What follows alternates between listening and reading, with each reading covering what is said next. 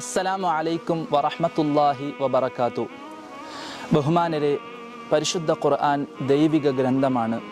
സമാധാനവും കാരുണ്യവും നീതിയുമാണ് ഖുർആൻ നമ്മോട് ഉത്ബോധിപ്പിക്കുന്നത്.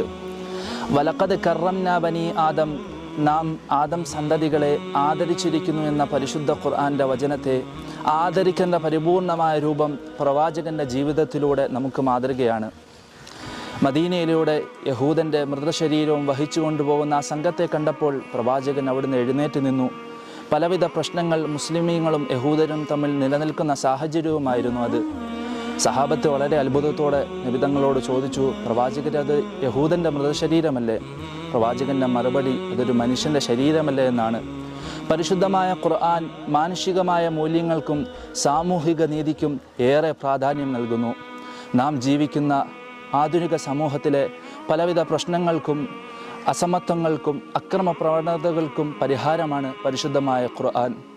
പരിശുദ്ധമായ ഖുർആനിൻ്റെ അർത്ഥതലങ്ങളെ യഥാവിധം ഉൾക്കൊള്ളാൻ പ്രപഞ്ചനാഥൻ നമുക്ക് തൗഫീഖ് നൽകി അനുഗ്രഹിക്കുമാറാകട്ടെ.